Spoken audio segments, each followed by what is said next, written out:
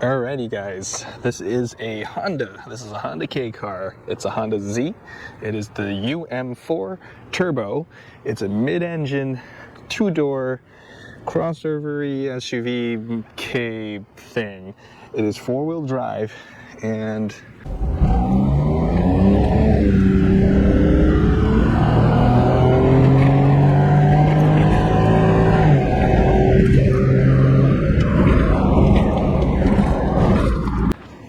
it's a cool little hatchback, don't you think? It looks a little bit funky. It's an interesting looking thing. This one has the, what do you call that? Modulo. This thing has the Modulo Honda Custom Performance body kit. So that includes the side skirt. I believe that makes the bumper different. It makes it look a little bit more aggressive. And the front bumper is different too. Doesn't normally look like that. So it makes it a little bit more chunky looking. The other one, like the standard one, looks a little bit more round because it just doesn't have these little bulging things. On the outside, there's not that many thrills and stuff. These windows do not open. There's nothing on the roof. This antenna comes out, if I can get my fingers around it. That's a pretty long antenna, actually. Look at that. But there's nothing out here.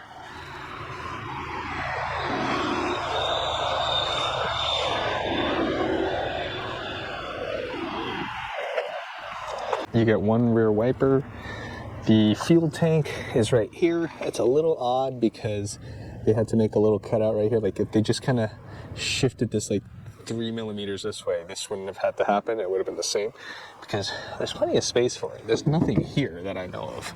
These are functional air vents. It actually pulls in air into the engine bay. So that's pretty cool. But I guess that's it for out here. Let's take a look at the hatch first because it's easy access. UM4 Turbo Z. So coming in here, you get like this vinyl plasticky interior. The seats are able to fold down, as you can see. You just move the seatbelt out of the way, pull that down, push it down. And then if you want to fold the seat up, just pull that latch, fold the seat up. There you go. You have a pretty big cargo space area. If you want to access the engine and stuff, it lives down here under this little hatch. This is where you just get thumb screws and just open it.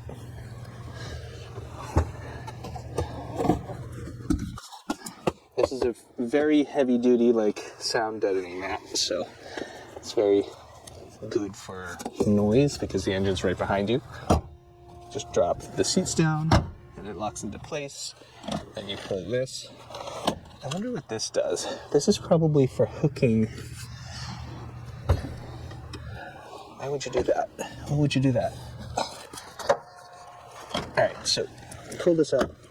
This can also recline backwards, almost as far as you would like. Lots of locking points. You can go all the way down if you want. The downside here is there are no headrests. But this, what do you do with this? Maybe for like holding your grocery bags so they don't like flop around? I don't know.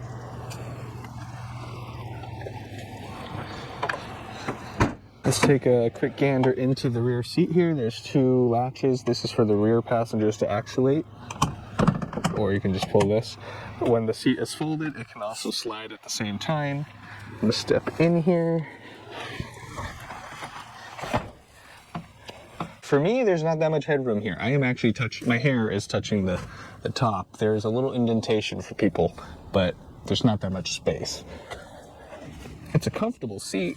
Let me recline it a little bit more because I am very upright. Sorry about the trains. Oh, that makes it worse because now my head is no longer in the little pocket. I don't know if you can see the pocket right here. And now it's in the hump. So, I don't know. It's not so good for me. I'm about 5'10", so 32 inseam to whatever that means for the torso half of me. So I've actually never sat back here. This is interesting. Look at where my head is. So don't crash because there's no headrests because you're gonna get some massive whiplash. Can I lie down? Let me try that. Well, I could lie down, but this isn't very comfortable. I guess the back is pretty good for kids. And obviously you're gonna have like 4 adults in here or something. You're gonna have that seat all the way forward, back, but then, I don't know, it doesn't leave much room for like an adult or something like this. But I've had my kid back here. It's perfect for him because he can sit. It's a pretty high elevated seat. He can look out the window. He's really happy with looking out the window. He gets to see stuff. But as an adult, it doesn't work very well. There's, once again, no thrills in here because all you get is a pocket, an arm pocket with some storage. Get a small cup holder. Same thing over here. And then just gonna open this up so we can see. You get 2 seat belts, safety stuff. This is what the trunk looks like with the seats up. Decent amount of space for a Kei Car. Very good amount of space. The floor mats, like in the El Grand, they actually snap together. That's cool. These are blue and blue edged ones. I forget what the word is, but that's it. There's nothing here. Push the thing, slide forward, open the door, step out. I'm gonna go into the front now. Oh, check that out. The Honda Z embroidered. The logo's just on these. I wish they were more grippy. They just slide around whenever you step on them, so it's kind of annoying. Not much going on up here. I don't have a flare. I might have one in my garage. Get a nice cubby hole here, and you get a secondary cubby hole. I think the manual and stuff is in this packet. I haven't looked at that yet. So put that back in there. This does have power windows. It's power locks if you do it from the driver's side. Yeah, it locks the hatch too. The center console, everything's very straightforward. This is actually an airbag car, a 1998 Kei Car. So, it's a pretty good option, I guess, back in the day. There's no mirror for this. The driver gets a mirror. That's rare. Usually it's the other way around. Okay, and you can also hear the hollow noise. There's like no soundproofing on this, under this headliner. Yeah, it's just the drum. It reminds me of my Suzuki Carry, like the K trucks are like that. You get a dome light on one of each side. You get a center light. You can set the door on and off. Flippy thing. There's an ETC card reader. There's not really any perfect options. Good amount of space here for a double DIN radio. I don't have one. I was thinking about doing like one of those new Android Auto ones you can get on Amazon, like the Atoto or something. You get a coin holder, standard HVAC stuff, cold, hot, fans, open vent, closed vent, AC. This has AC. The AC works well. That's good. I think there's an ashtray in here. It was well used. It doesn't smell like cigarettes in here, at least, so it's not bad. This one actually has a turbo timer. I turned it off because it was annoying. There are little cubby holes down here. There are 4 poverty switches, power mirrors. There's your power window access. There's another cubby hole up there. Steering wheel is not adjustable. And this is a 4-speed automatic. You get some space right here to store stuff. You get 2 cup holders. And you get 1 hand brake. Oh, there's also cubby holes in the door. I forgot about those. There's plenty of those things. Little slots. It's kind of cool here where you can kind of scoot over from one side to the other fairly easily after you hit your knees and all kinds of stuff. But if I wasn't holding a camera, it would move over a little bit easier. Unfortunately, this was a smoker car. There's burn holes all over this, like boop, boop, boop. And I think there's one back here somewhere. So, let's start it up.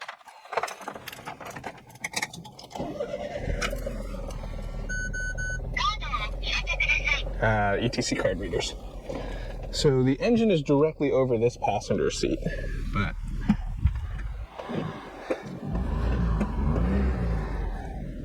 it sounds like a cool engine. You can hear the intake, the turbo sucking in air. I hope you guys can see that. I'm directly in the sun. Let me turn around. These are Japanese radios, so the frequencies and stuff aren't going to work anyways. It stopped working for me, so I can't get it to do stuff. It kind of just keeps saying Karo's area. It doesn't really work. This doesn't open anymore. I was going to put a DVD player, I was going to put a DVD in here and play it, but as you can see, it doesn't want to come out anymore. I have no idea had to power it back on, but I got it to close and now it doesn't want to come back out. Anyways, over here, the instrument cluster is actually pretty cool. I like the design. It looks pretty good. And at night, it actually lights up orange. I'll try to get some footage of that. I'm happy that the shifter indicators also have different colors. Yeah, so all the forward ones are green. Neutral basically doesn't move, so it's red. Reverse is green too. The park is red. So it has all these little indicators and stuff. There's a horn, it goes beep beep. But yeah, that's it. Power steering, auto down, auto up. I need to polish these rain guards because visibility through them is quite poor right now. Like, look at that. I look like I have glaucoma or something, or cataracts. It's very easy to drive because it's an automatic. It's power steering. There's a little bit wear on this steering wheel, so I ended up buying another one. Just have to clean it up and swap it out. But that should make this actually a pretty nice car to drive. It's great for putting around town, especially in New England. You know, people love having 4x4. So I'm curious to see how this does in the snow, because it's such a small, light car. You can just kind of climb over stuff. It is, I think it's real-time or like automatic four-wheel drive because there's no button for it. It just happens all the time on its own. It's just a pretty decent car here. It's very small, it's very easy to park. I actually imported this car in August and I haven't gotten around to doing stuff with it because I've been so busy with all these other random cars I have. As you guys know, if you've been following along, if you haven't, subscribe.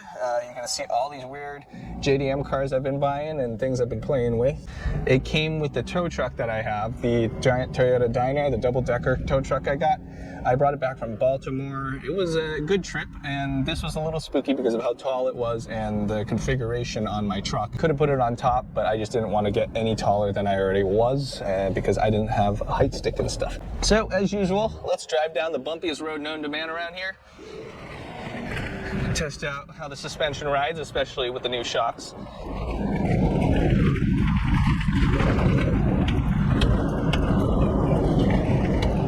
It's not bad. It's a pretty comfortable ride. I mean, that's probably with those huge sidewall tires. It's also with the higher suspension. You get more ground clearance or more suspension actuation. This is comfortable. It's bumpy. We know it's bumpy. You can hear it. Not bad. Steering's not crazy. So, people really like these cars. People like to build these up and they make like four-wheel drive crawler things. I don't know, they increase they lift up the car so there's more ground clearance, and then they put larger tires and wheels on them. And it just kind of looks like a really nice, interesting crawler car. I don't know how well they do. I've never actually looked into like whether or not people actually off-road them and stuff, but hey, I think they look pretty cool. I would like one in green. It seems like that's the color to have, but I mean, this one's white. It is what it is. I don't actually need this car.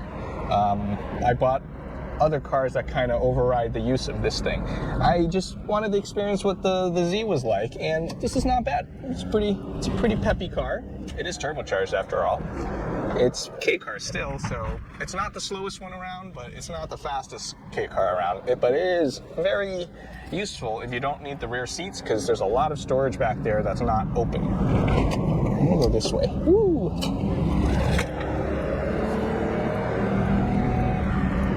So I bought this car on a whim. I didn't buy this one at auction, so it's a little bit more rough than my usual cars that I would buy. I just kind of bought it off the lot, and I didn't expect to, I didn't really know what to expect actually, so I ended up having to do the rear shocks because the bushings were shot. They were just knocking back there.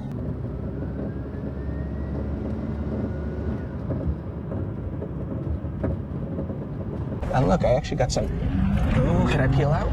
Oh, got some like dirt gravel road here to do some shenanigans. Woo! Okay, oh, there's people here, they're gonna be mad. Okay, yeah, so I got to do the rear suspension. The tires are okay. The timing belt, we did the timing belt while we were in there because I found a oil leak and I assumed it was the valve cover gasket because it's usually that. They're all old and crusty at this point. While we were under there, we saw coolant, so like, okay, maybe we do the water pump and stuff. So I bought a water pump kit, the timing belt, water pump, tensioner, all that good stuff with the valve covers, seals and stuff. Replaced it all, did an oil change. Now, car runs even better than when I first got it. It was pretty good before, it just kind of stank because of the dripping on the exhaust. It is just mid-mounted back there and it's mounted at a slant, so everything just falls on the exhaust side. Now, you know, it's ready to go.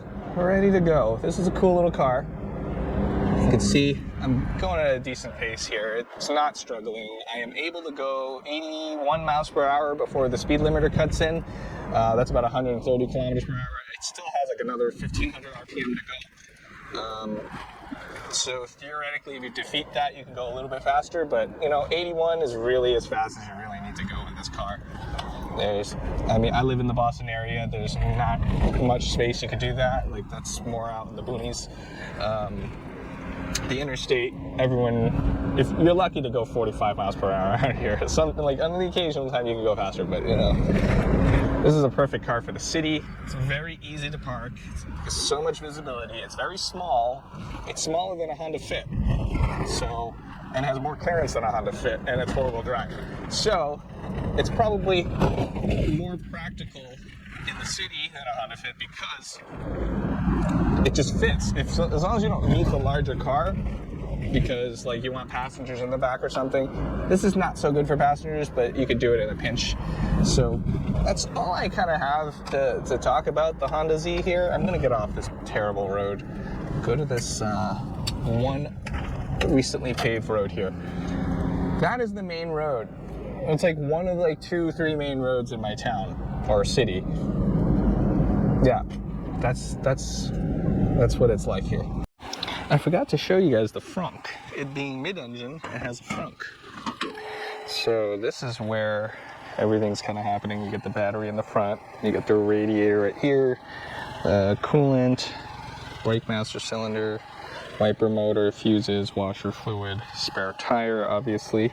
This car already has HIDs. Somebody did that. I think they have LEDs in the lights too.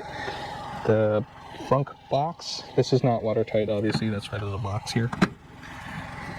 UM4 Honda Motor Company. So you get a decent sized box right here. There's a seafoam can for reference. But that comes out. You can only put 5 kilos in here according to the box safety, but I'm not sure why you would need to take the box out. I don't really want to do that right now. I guess maybe to access the spare. You can actually access a lot of stuff in the front here with that box out. There's just the steering column and stuff, the steering rack, I mean. The front diff and the axles. It's pretty accessible. Pretty good.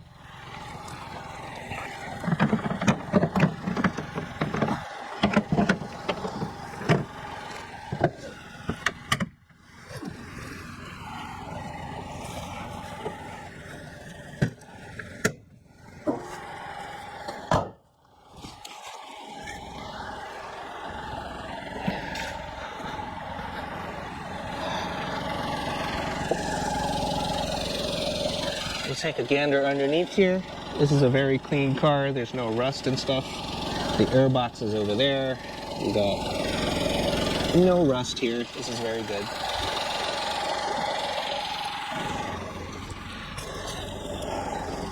The driver's side has, you can see the intercooler. You can see the intercooler ram scoop there. This is the fuel tank on the driver's side.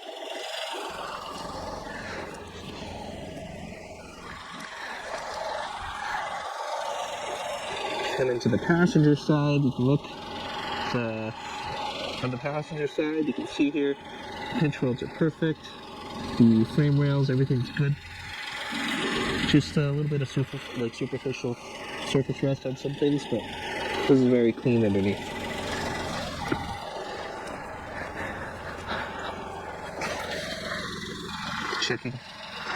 Checking here too in the front. You can see the front diff and stuff. Pretty good. Very cool. Subscribe for more Kei Car content like this, or even just JDM cars. I bought some non-Ks and they're on their way. I already have one, the El Grande. So check them all out. I'm buying all these weird, interesting cars from the other side of the world. Like, comment, let me know what you think. If you guys are interested in trading or buying one of my cars that I have not said is not for sale, throw me an offer, man. I need to move some cars out. I have cars coming in and I'm totally out of space now that the El Grande is here. The Suzuki Wagon R is still for sale. It's the wide, it's 1,000 cc's, it's a 5-speed manual, has AC, front wheel drive though, and it's a 5-door hatch. And, well, thanks for watching. Now for the bad stuff. These leading edges on the car have rust on it, like just kind of starting. It's kind of odd where I would just do that there. The hinges, I would say, hinges usually rust. They're kind of typical. That's what they do on the vertical hinges and stuff, kind of like on the Jimny and the Jeeps, even the K trucks. Paint is not exactly flawless. Little marks and stuff here and there. This is probably the worst of it. Full gouge right there. What else? Oh, there's a little dent right here. Probably could pull that out.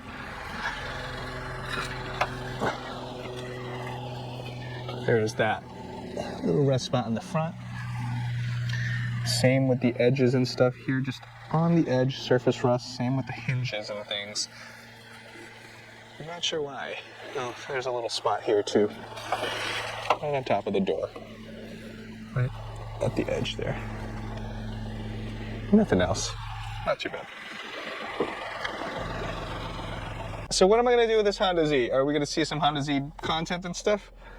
Probably just the timing belt and like the maintenance stuff, because I don't have any plans for this. I don't really care for this car. It's not like my thing. I also have a lot of other cars that I prefer over this. I mean, if we look over there, you're gonna see, well, they're kind of hidden behind there, but there's an Alto Works back there. There is a Mira van. There's a Mira TRXX. There's a Suzuki Wagon R. My Jimny is in the garage. There's a Cara down there. There's the Carry. Now we got this El Grande. This El Grande really kind of pushes out the Wagon R and the Z. I need the space back. It's sardine canned right now. It's not great. So it is what it is. I will be listing this for sale. I think I already have a buyer for it by the time you see this, I guess, if they haven't already bought it. But that's where we're at. Yeah, it's gotten so bad that I have to parallel park at my house. You can see why it's so easy to park, because you can see everything you need to see out the back. And in the front, because it's so short, you can also see what's going on in the front too. Here's what it looks like next to our Ford Bronco Sport. It is shorter in height, and obviously it's less wide and less long, but that's what it kind of looks like with the height. And that's what it looks like next to a K truck. That's a Daihatsu Hijet. It's a decent sized car. I just decided to actually look through here because we struggled with some fluid capacities and whatnot. We were dumb. The manuals and stuff, and we're all here, so it's actually cool. I just flipped to this one. You can even put a car seat back there. Let me show you how to do it. Let's see what else it says. Of course, it's a manual. It shows you everything, right? There's all these other different books. SRS, that's the airbag. I don't know what this is. See, like random books are just strictly Japanese, and then, oh, these are probably Honda dealers. They look like phone numbers and addresses. Safety driving, safety points, don't do bad stuff. Don't run over the guy on the bike. Maintenance notes. This is like a maintenance book. There were actually a lot of things filled in the beginning. Like 674 kilometers. What were they doing? They were checking belt tension and stuff. So this car was decently maintained. Let's see what else is in here. There's an extra fuse. There's some certificates and stuff. I don't know. All right, pretty cool.